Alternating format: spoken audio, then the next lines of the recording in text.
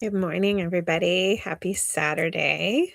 Welcome to Story Snacks, my weekly ritual where I read a little fiction, share a little magic, and invite you into the worlds I'm building. Today's piece comes from our new novel, As the Crow Flies. This week is from the very beginning, Chapter 1, Tilt-a-Whirl. A little bit about the book. Caden Meadows has spent his whole life hiding. The night his family was massacred, a carnival witch smuggled him into the shadows and kept him there. Because Caden isn't just another shifter. He's a healer, a 1 in 100 rarity, even among shamans, and the kind of power people kill to control.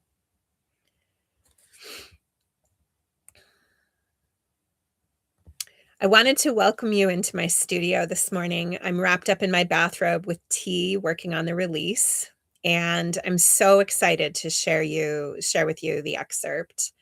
This book has been a journey in several ways, but the most important is it's the first book that Rachel and I started working on again together after a 6-year writer's block. Our lives are in completely different places now, and it's been quite a journey. And I am so grateful to be able to share this with you today, and I really hope you enjoy it. This is from the Foundlings, Book 1, As the Crow Flies. Chapter 1, Tilt-a-Whirl. The control knob heated as the machine ran, the rumble of the motor making his wrist vibrate. Caden Meadows kept an eye on the temp gauge just in case. Maintenance told him the motor was fine, but he didn't want to find out they were wrong while he had patrons on the ride.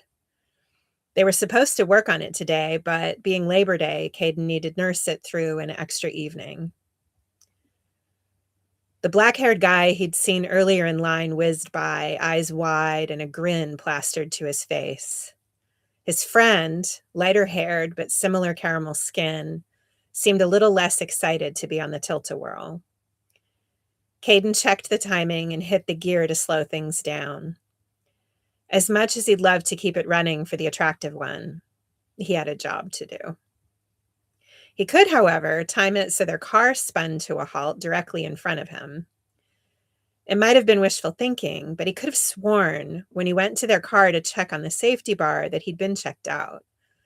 Goddess knows he'd been giving Mr. Blackhair the once-over as the other man gathered up his long hair into a messy man bun. The ride came to a halt, and Mr. Blackhair's car halted right across from Caden's booth. His grin still in place, he caught Caden looking at him, and if anything, his grin widened. And he fucking winked. Caden smirked, heat surging into his face. Mr. Blackhair smirked back and got up to walk with his friend off the ride. Was the guy his friend? Or his friend? Man, dating was a pain in the ass. Hey, Caden, you're done for the night. Lana bounced up. She had makeup on. Did her mom know? Lana claimed earlier it was so she looked older, since she wasn't allowed to run the rides at 17. Damn, let a state inspector show up. He was tired after working a long 3-day weekend. Thanks, hen, he told her and got up to stretch. I'm starved. Margaret said to tell you the groceries are here. Lana flounced over and took her place on the stool. Now shoo, I'm hunting. Caden barked a laugh. God help the het men on the planet, and goddess help you if your mom discovers you're dating. You're just jealous. She rolled her eyes, but glanced over her shoulder afterwards to make sure her parental unit wasn't around. I might be at that. He winked at her. Real quick, have maintenance take a look at the controls, okay? Bonzo, if he's free. They're really hot. They did earlier and said it was fine to run an extra day, but I want them to take another look. All right. She waved at him and he walked out toward the back exit. He wound his way to the employee gate and stepped through. The evening was in full swing, the flow of patrons moving like the Mississippi. Well, hi there, Green Eyes. A voice greeted him from the side. Holy shit. It was Mr. Blackhair. Hi. Caden swallowed around his suddenly dry throat. He loved that he's gotten his own nickname. That was a good thing, right? You want to grab a bite? It took Caden a moment to process what he said, since the skin of his throat distracted him 6 ways to Sunday. It looked smooth like silk. Man, he smelled good. Some kind of subtle cologne. A bite. Goddess, Caden, get a grip. I was on my way to get some food, actually. They were just suddenly walking together. Where are we headed? He asked at the same time Caden asked, Where's your friend? He went to grab something with his girlfriend, and my family has a spot here. Caden gazed into his eyes a beat too long, and the smirk appeared again.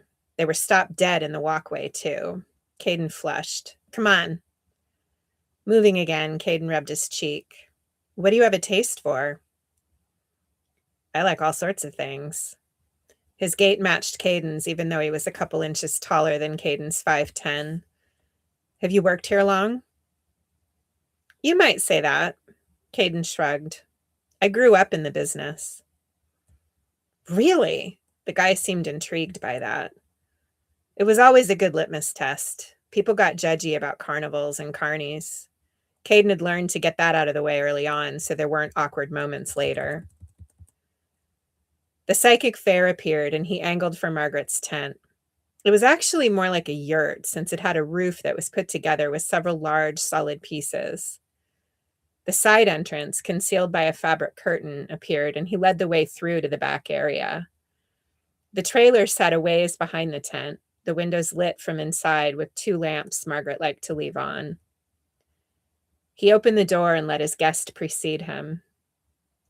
Caden flipped the privacy placard so they wouldn't be interrupted, and followed him inside. Have a seat. Soda, root beer, something stronger?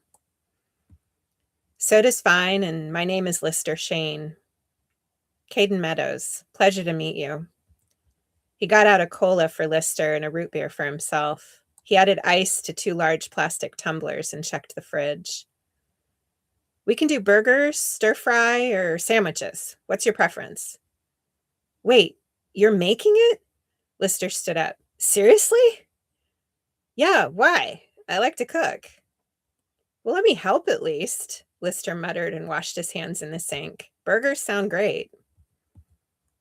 Caden pulled out his phone and texted Margaret. Met someone at the trailer feeding him.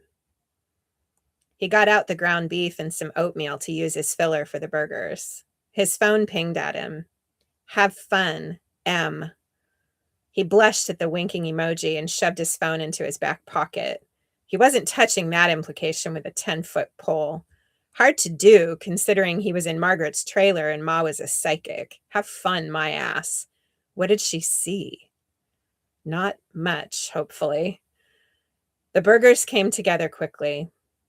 Lyster liked grilled onion and tomato on his and grumbled when Caden got out the leaf lettuce, but accepted it with good grace. He got entirely too excited over their chip selection and picked a bag of the cheese puffs. Caden's favorite.